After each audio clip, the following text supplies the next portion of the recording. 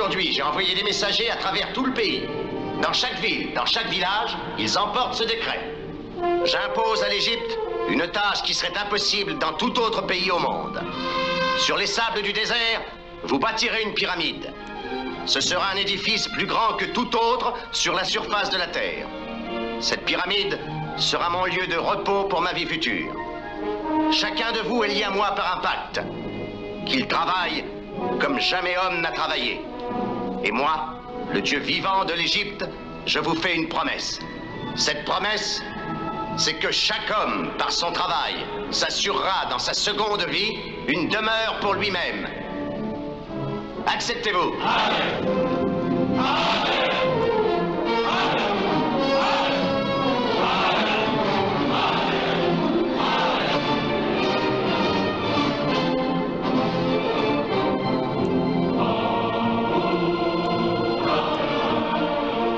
D'un seul cœur, le peuple répondait à l'appel de Pharaon.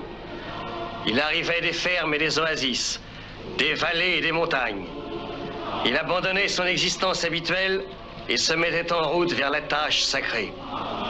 Et il chantait des chants de foi et d'allégresse. La véritable remise en question à venir ne consistera pas à démontrer l'existence des civilisations anciennes, autrefois appelées civilisations antédiluviennes. D'abord, il faut comprendre que cette vision alternative de l'histoire n'a rien de nouveau. Portée par Blavatsky et sa société théosophique, puis par Edgar Cayce, et puis plus près de nous par Charroux, Daniken et tant d'autres, l'idée des civilisations disparues est née au cours du XIXe siècle, dans le giron de la seconde Renaissance, et en même temps que la fantastique évolution de Darwin, avec son cortège de découvertes annexes qui sont la préhistoire, les dinosaures et tant d'autres disciplines de la nouvelle science officielle qui allait être imposée à l'humanité. Tout comme la préhistoire a été inscrite dans les textes de Lucrèce, l'idée alternative des civilisations disparues était déjà présente en germination dès le début de ce cycle de 1000 ans, notamment dans le Chrysias et le Timée de Platon. Donc il faut comprendre que cette thèse de l'Atlantide, ou encore la thèse de Mu, ont toujours été favorisées et contrôlées en sous-main par les mêmes sociétés secrètes qui défendaient parallèlement les nouveaux paradigmes officiels.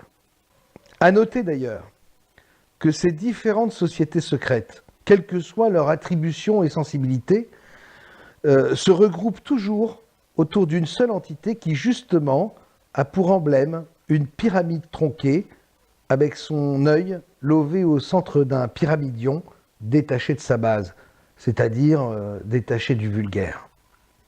Quoi qu'il en soit, cette thèse alternative dite antédiluvienne, cousine illégitime de la thèse de la préhistoire, car elle aussi est par nature antédiluvienne.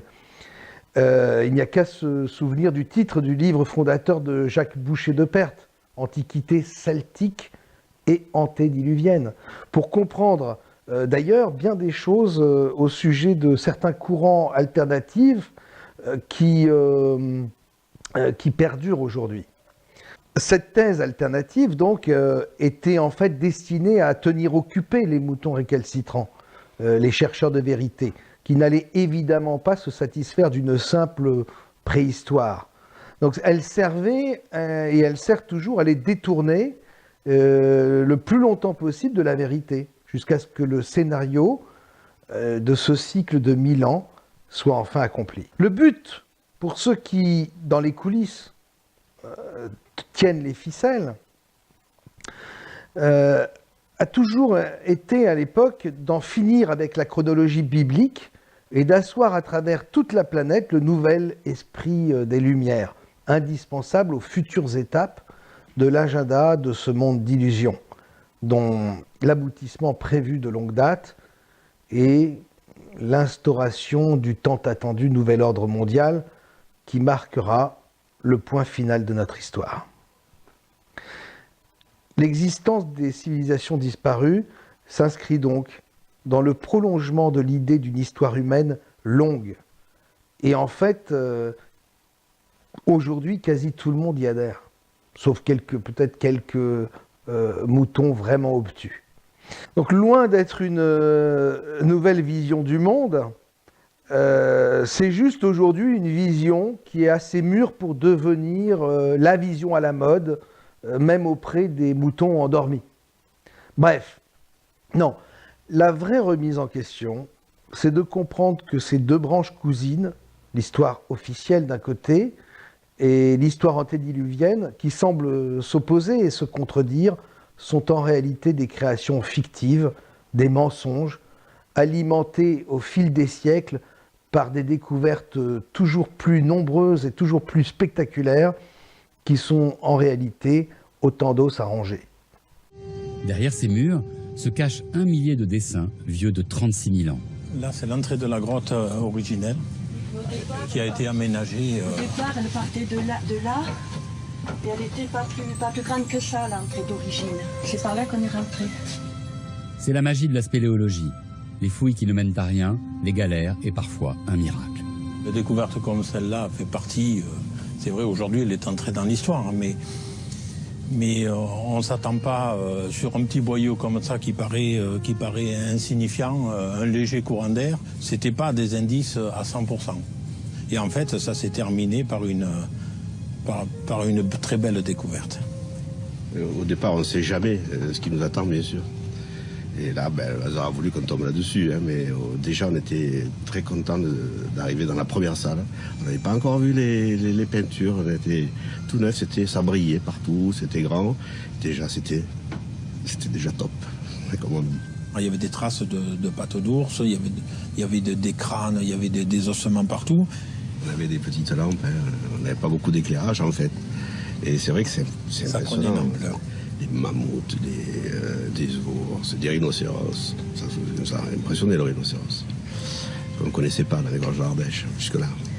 Donc il n'avait jamais été représenté. Jamais. Pour protéger son équilibre fragile, la grotte est fermée au public. Mais une réplique accueille les visiteurs depuis 2015. 2 ans de travaux et 55 millions d'euros ont été nécessaires pour sa construction. Les décors ont été reproduits avec rigueur et souci du détail.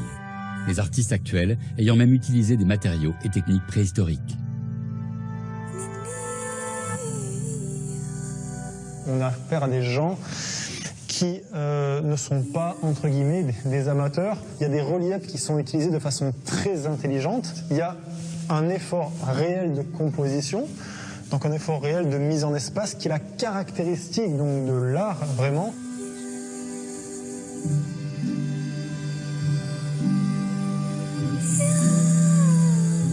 La découverte de la grotte Chauvet, par son ancienneté et la richesse de ses représentations, a bouleversé les connaissances scientifiques sur l'art pariétal, beaucoup plus élaboré que l'on ne pensait. Ce qui rend cette scène aussi intense, c'est justement cette tension, à la fois dans le regard, dans le trait d'expression de ces gueules de lion. On a vraiment quelque chose de cinématographique, comme si on a une logique de mouvement. Ce qui nous manque peut-être, c'est la visite à la lueur près d'une flamme, du coup donc une lumière intermittente qui joue avec les ombres, avec les formes, les creux, les bosses de la paroi et qui vont révéler, du coup vraiment révéler le mouvement de l'animal.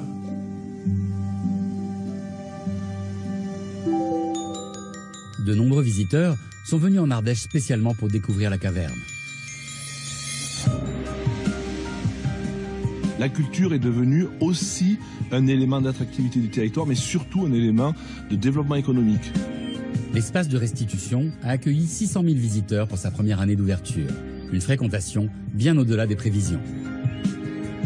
C'est un succès absolument considérable. C'est un chiffre d'affaires à peu près 10 millions d'euros qui a lui aussi un effet démultiplicateur sur le territoire. C'est-à-dire que la caverne du Pont d'Arc sur le territoire, c'est 60 millions d'euros en plus. Milan Hubl, l'historien tchèque, disait ceci: pour liquider les peuples, on commence par leur enlever la mémoire. On détruit leurs livres, leur culture, leur histoire, puis quelqu'un d'autre leur écrit d'autres livres, leur donne une autre culture et leur invente une autre histoire. Ensuite, le peuple commence lentement à oublier ce qu'il est et ce qu'il était, et le monde autour de lui l'oublie encore plus vite. Je pense qu'il nous est arrivé exactement la même chose. Les gardiens de la simulation nous ont inventé une histoire et l'ont écrite et modelée à mesure que le besoin s'en faisait sentir. La seule différence réside dans le fait qu'ils n'ont même pas eu besoin d'effacer notre histoire, puisque d'histoire réelle, avant ce cycle de 1000 ans, nous n'en avons peut-être jamais eu. Mes amis chercheurs de vérité veulent encore croire absolument à ces civilisations antédiluviennes.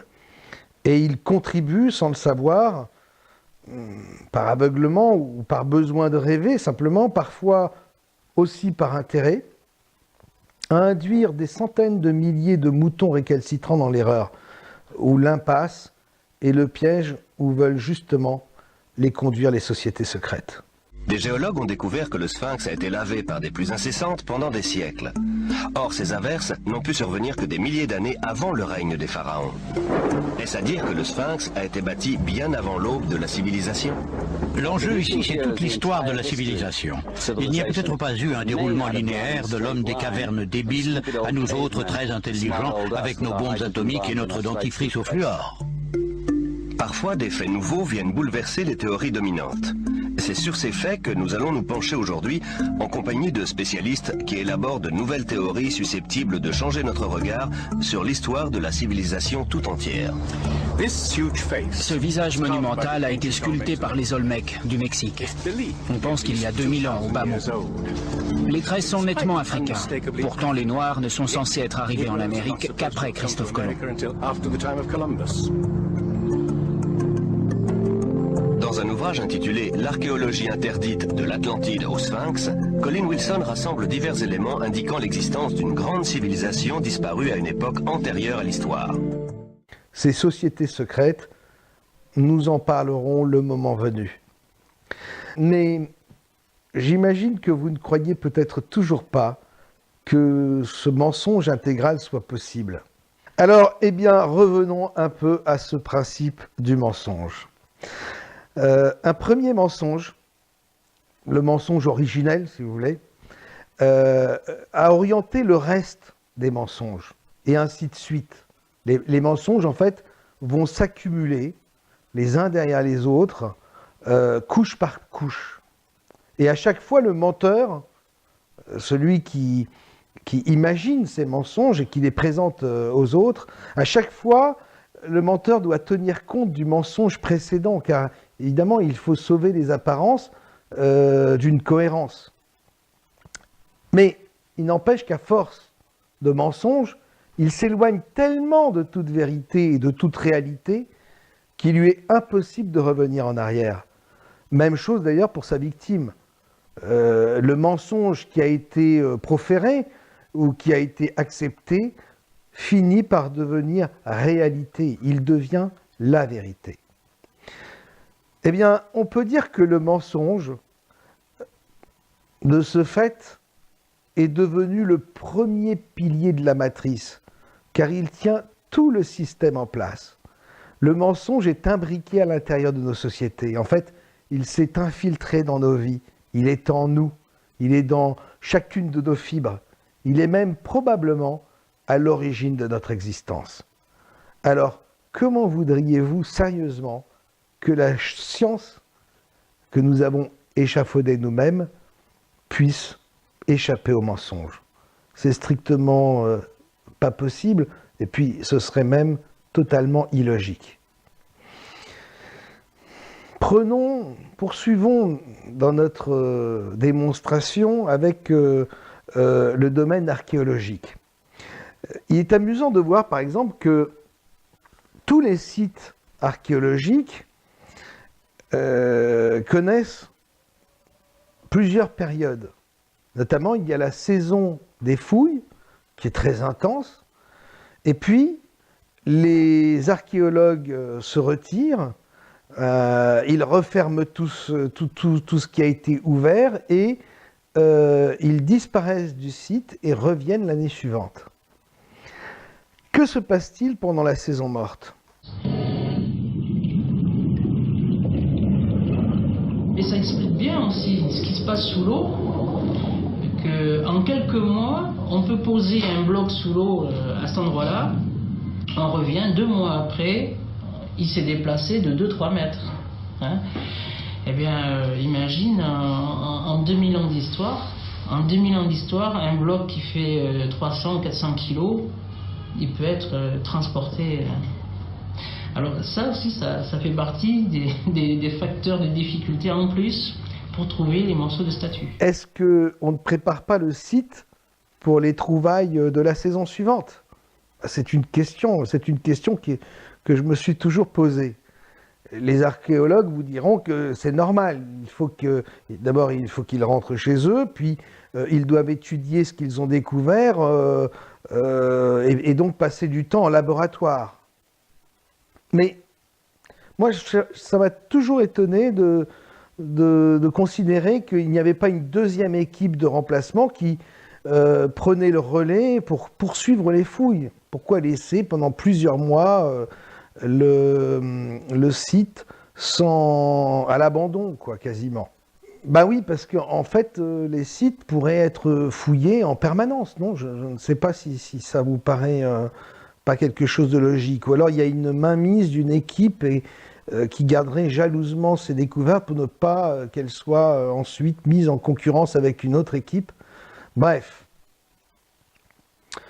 En fait, dans cette grande entreprise du faux, qui est devenue une entreprise à l'échelle industrielle, j'imagine que pour chaque découverte, 2 équipes, voire même 3 équipes, se succèdent. Il y a une première équipe qui est composée d'artistes qui vont concevoir les objets et les présenter dans leur jus. Ce sont, comme je l'ai dit, des artistes pour la plupart.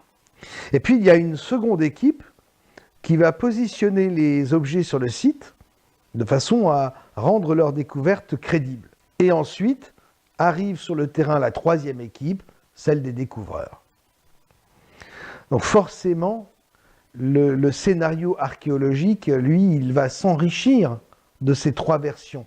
Des 3 équipes qui sont totalement indépendantes les unes des autres et qui sont simplement chapeautées et supervisées par une toute petite poignée de savants initiés.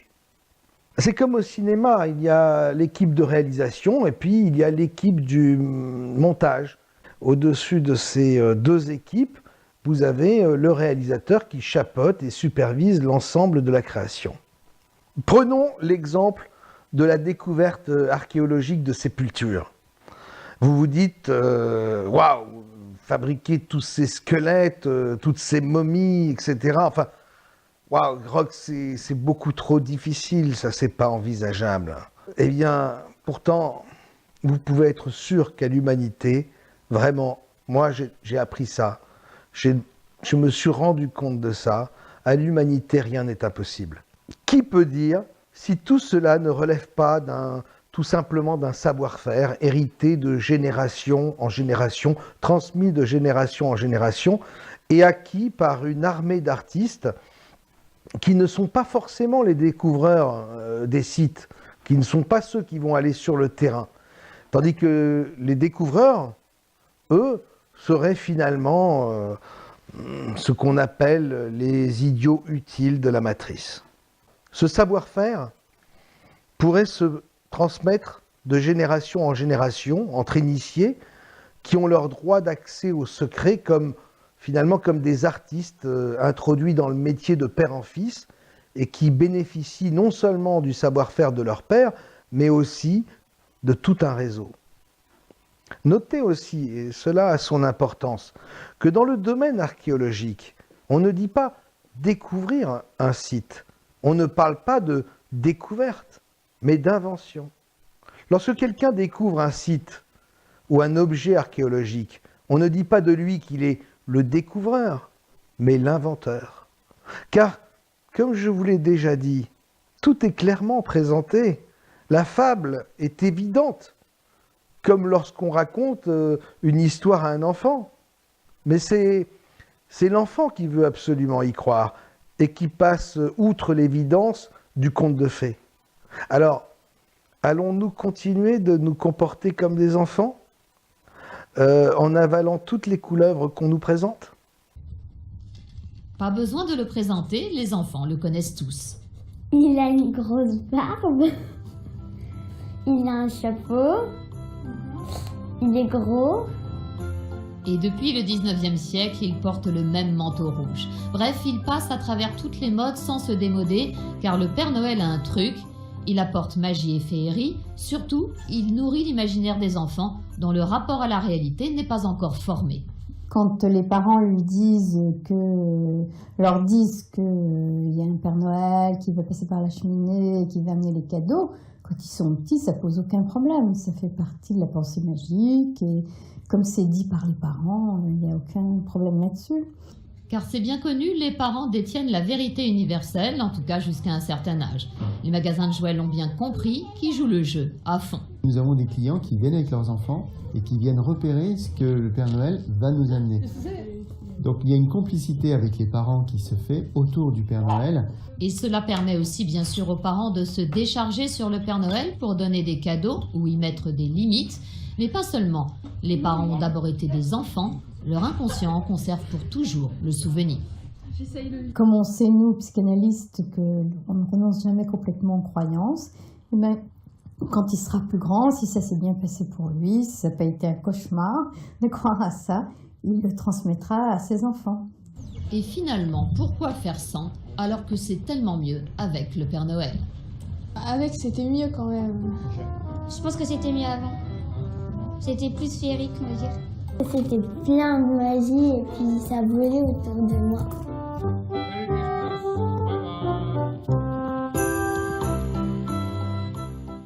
Et vous avez remarqué, pour découvrir des sites archéologiques majeurs, soit ils prennent un enfant, comme par exemple à Altamira, ou alors 4 enfants, comme à Lascaux, soit ils vont mettre en avant le hasard, c'est-à-dire que quelqu'un va aller chercher un ballon, ou encore c'est un chien qui va creuser fortuitement un terrain, ou encore un berger qui va, en cherchant une chèvre, trouver une grotte comme à Qumran. Ces gens ont commencé ce travail en moins 60. Ils se sont installés vers moins 200. Il y a certains rouleaux, dont le plus beau, qui a presque en moins 200, c'est le rouleau d'Ésaïe qui est complet, qui est exposé au musée d'Israël. C'est le plus beau, il est incroyable. Et ce travail qu'ils avaient prophétique de cacher la Torah entière, je vous dis, il y a tous les livres sauf Ruth et le livre d'Ezra. On l'a retrouvé dans 11 grottes différentes, la Torah. Et comment ça s'est passé? En 1947, par là, une histoire de grand-mère, un bédouin qui perd une chèvre, qui cherche sa chèvre dans les collines quelque part, qui jette un caillou et qui entend toc. Et il se doute qu'il y a quelque chose. 2000 ans, il y a eu des bédouins, il y a eu des bergers pendant 2000 ans dans les montagnes. Non, là, ça nous attend. Le type, il va, il regarde, il voit une grotte, c'est pas celle-là, celle-là, je crois que c'est la 7e, elle a été trouvée dans les années 52, je crois, 50 quand même. L'autre, en 1947. Il retourne le lendemain avec une échelle et des amis, il trouve les premiers rouleaux, les premiers jarres avec les rouleaux dedans. Qu'est-ce qu'il fait? C'est un bédouin. Il comprend que c'est quelque chose. C'est un bédouin de Bethléem. Bethléem, c'est pas très loin, de l'autre côté ici. Il retourne, il va à Bethléem, il y a un monsieur qui est un chrétien syriaque, un prêtre syriaque qui est aussi antiquaire un petit peu, qui répare les sandales et tout ça, mais c'est un monsieur qui sait lire beaucoup de langues. Il regarde, il dit « Oh, ça c'est aux Juifs, c'est quelque chose de très précieux ». Et alors, il le referme, et les Bédouins commencent à comprendre que c'est quelque chose qui coûte cher. Il leur vend, et les Bédouins, il leur donne 10 ou 15 $. Rien du tout. Les Bédouins comprennent que c'est quelque chose qui coûte très cher. Ils commencent à rechercher partout. Ils trouvent des autres rouleaux. À cette époque-là, c'est en 1947. Écoutez bien l'histoire, c'est carrément incroyable. Il y a un monsieur qui s'appelle Alexander Tchoukenik.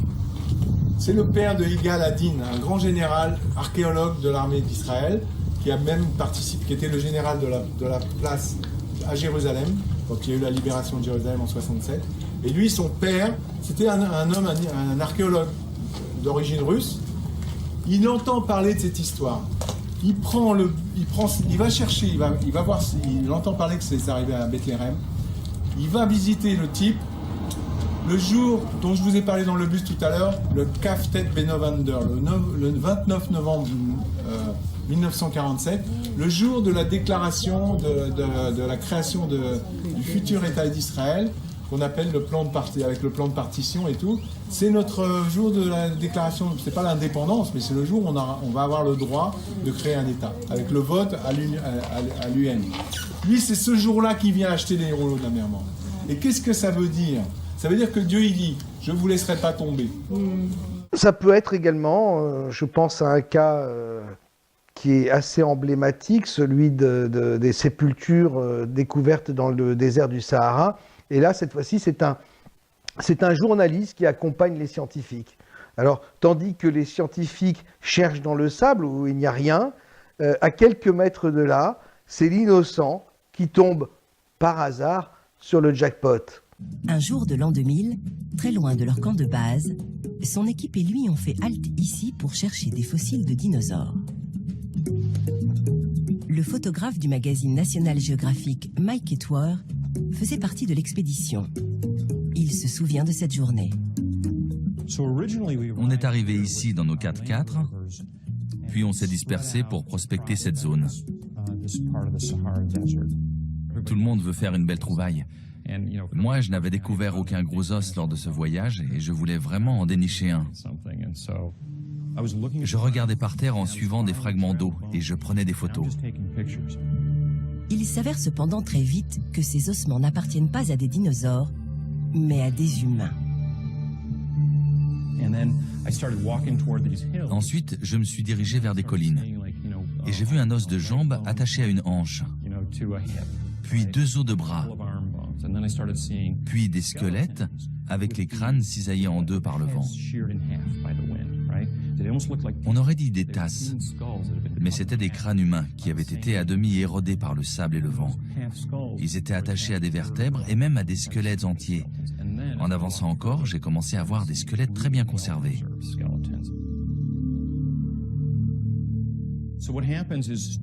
Ensuite, on a rapporté des os et on les a posés sur l'un des 4x4. Et j'ai parlé des squelettes à l'équipe. Paul a compris que c'était important. Toute personne un petit peu critique et objective se dirait que ça paraît tout de même un peu gros tout ça. Hein, finalement, ça ressemble beaucoup à ce que vous faites, vous, pendant la période de Pâques, pour trouver les œufs au chocolat avec vos enfants. Eh bien, quand il s'agit de nous inventer notre histoire, c'est un peu la même chose. On nous traite comme des enfants. Alors, dans le domaine alternatif, c'est pareil. Ou alors, on va tomber sur un grand secret obtenu par la confidence et la bouche d'un grand sorcier zoulou. On va mettre ces choses-là toujours sur un côté exotique et lointain, parce que finalement, ces choses qui sont un peu ésotériques, un peu mystérieuses, lorsqu'elles sont secondées par de l'exotisme, passent toujours mieux.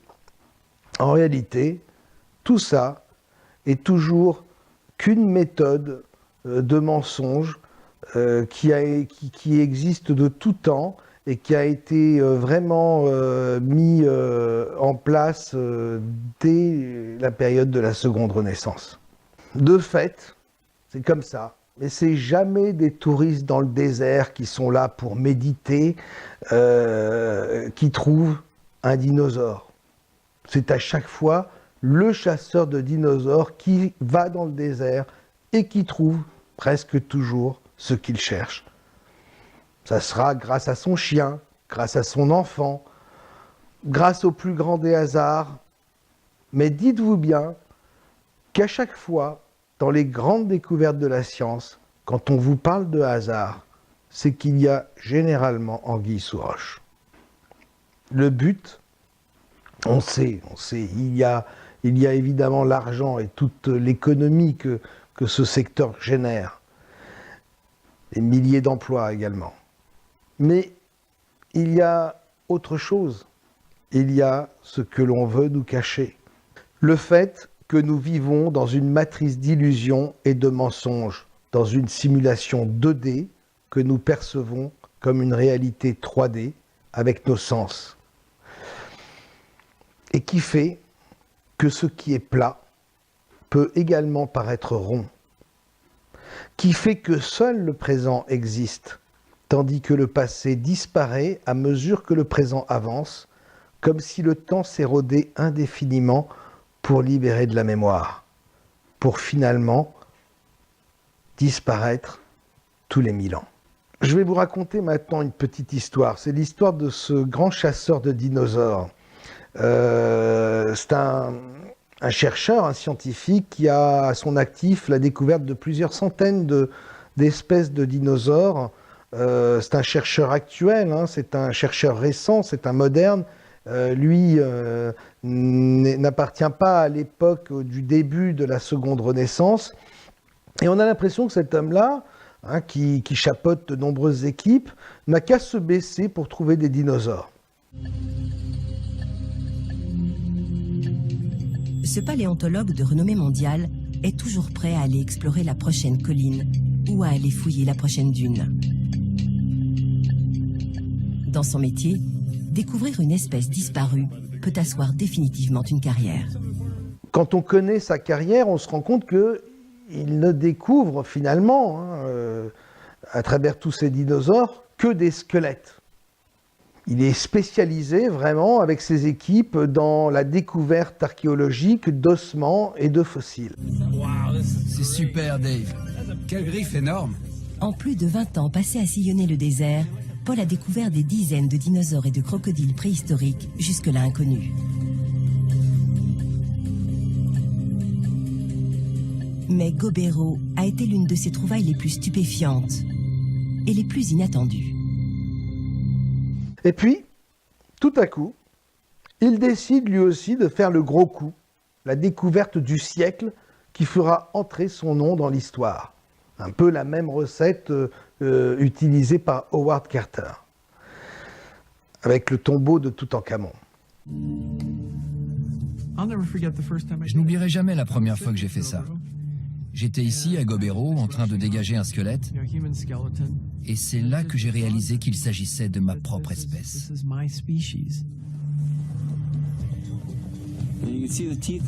Les dents sont assez usées, mais pas tant que ça. C'est sans doute un jeune adulte. L'univers des dinosaures, c'est tout à fait autre chose. Les ossements que je mets d'habitude au jour sont gros et bizarres. Et plus ils sont bizarres, mieux c'est. Mais là, il s'agissait de mes congénères. Je plongeais mon regard dans celui de mes semblables. Ça m'a fait des frissons dans le dos.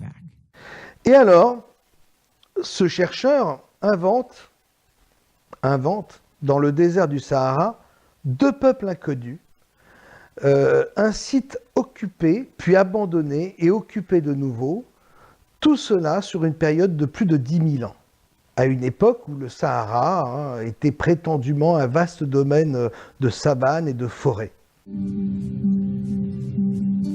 À mesure qu'elle exhume des squelettes, l'équipe fait une constatation surprenante. Ces collines ne servaient pas de lieu de sépulture à une seule population. Elles abritent les ossements d'au moins 2 groupes humains différents. La datation au carbone 14 de plus de 70 squelettes indique qu'une première communauté s'est installée à Gobero il y a environ 10 000 ans, bien avant la construction des pyramides. Après avoir enseveli ses morts ici durant 1500 ans, cette population a disparu. 1000 ans plus tard, un second groupe est arrivé, lui aussi pré-égyptien. Il a vécu ici pendant 2500 ans. En se fossilisant, les squelettes les plus anciens ont pris une teinte sombre. D'après leurs ossements, il s'agissait d'individus grands et forts. Leurs crânes sont longs et de forme ovale, avec d'énormes orbites. Les squelettes plus récents sont de couleur blanche. Les crânes sont plus hauts et plus étroits, avec des orbites plus petites, et les os sont plus délicats. Deux groupes humains différents ayant vécu à des milliers d'années d'écart, mais ensevelis au même endroit.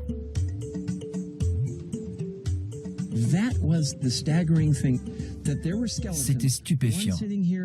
Il y avait des squelettes ici et là, mais enterrés à 5000 ans d'intervalle. Des hommes avaient occupé cet endroit pendant 5000 ans, et tous étaient plus anciens que les momies égyptiennes. Ce site était spécial. Alors sur le site, à fleur de sable, des dizaines de squelettes dans des positions et dans un état de conservation incroyable. Une fois complètement exhumés, les squelettes soulèvent encore plus de questions. C'étaient des gens robustes, mais ils étaient complètement repliés dans leur sépulture. Les genoux presque à la hauteur des mâchoires et les pieds croisés. Le squelette de cet homme tient dans un tube de 25 cm de diamètre. Ce type d'inhumation était courant à Gobero, il y a 10 000 ans. Pourquoi était-il enterré de cette manière? Et le tout aurait pu disparaître au vent sous l'effet de l'érosion s'il avait été découvert seulement 2 ans plus tard. Hein, là, vous voyez bien, vous imaginez bien le suspense, le hasard, la chance qui est toujours à l'origine de ces grandes découvertes. Toute trace de cet univers aurait disparu à jamais, sans une découverte accidentelle faite par un chasseur de dinosaures. On a commencé ici et on a continué par là. Faire une découverte, ce n'est pas trouver une chose qu'on attendait. C'est superbement conservé, c'est évident. C'est trouver une chose qu'on n'aurait jamais imaginée. C'était moins 2 ou 3 ans de plus et tout ça aurait disparu. Et comprendre que c'est important. C'est ça l'essence de la découverte. Et en plus de ça, cerise sur le gâteau, c'est un journaliste présent, un photographe du National Geographic, qui tombe le premier sur un crâne. Je vous recommande de regarder ce documentaire que nous vous indiquerons dans le générique. Et vous verrez, là vous verrez vraiment, avec des yeux très clairs, toute la mystification qui se cache derrière cette étonnante découverte qui est considérée comme une des plus importantes découvertes de ces 20 dernières années. Vous remarquerez également qu'il n'y a pas d'habitation, pas de pierre, pas de muret, pas de fondation d'habitation, rien que des squelettes, forcément. Là, on a affaire à un spécialiste du fossile et de l'ossement. Lorsque l'archéologue a une formation d'architecte, vous verrez, étonnamment, il découvrira, lui, des habitations et on trouvera très peu de vestiges humains. Alors, puisqu'on est à parler de dinosaures, là, au mois de décembre 2016, il y a eu énormément d'informations à ce sujet. Par exemple, on a appris que Brad Pitt avait été obligé de rendre un squelette, un fossile de dinosaure. Vraiment, je crois que c'était une tête de tyrannosaure qu'il avait acheté en parfait état de conservation, qu'il avait acheté aux enchères. On a appris également, dans le même temps, qu'un squelette de dinosaure avait été adjugé à plus d'1 million d'euros.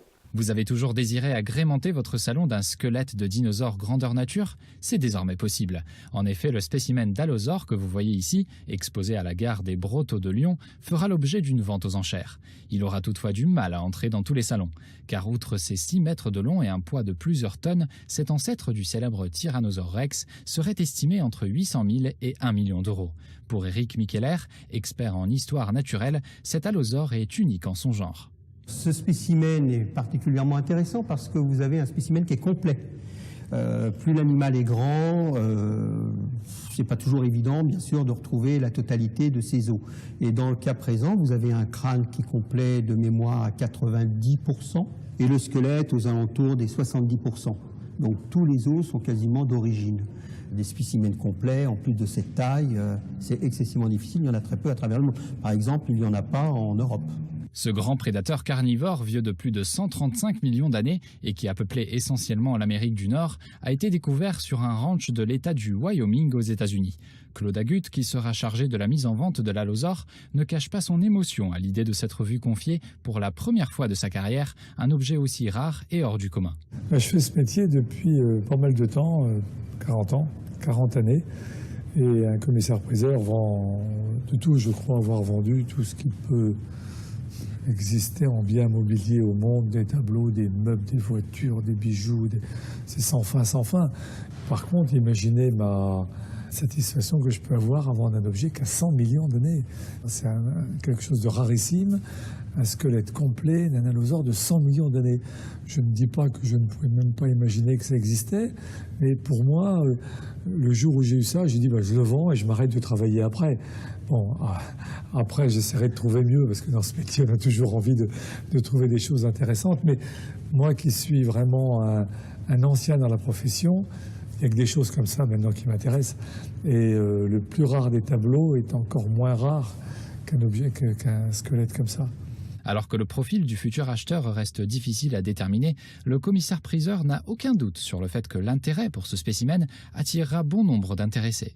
C'est tellement étonnant que je pense que des tas d'entreprises, évidemment énormément de musées, des particuliers peuvent avoir envie d'avoir une chose qui est vraiment totalement unique. Un squelette comme ça de 100 millions, il n'y en a pas d'autres. On en connaît en France, il n'y en a pas. Donc je crois qu'on aura beaucoup plus de clients qu'on peut l'imaginer. La vente aux enchères de l'allosaure se tiendra en fin d'année. Son lieu n'a pas encore été défini. En attendant, vous pourrez admirer le squelette de l'allosaure à la gare de Lyon-Brotteaux lors des Journées du patrimoine le week-end des 17 et 18 septembre prochains, ainsi que le lundi 19.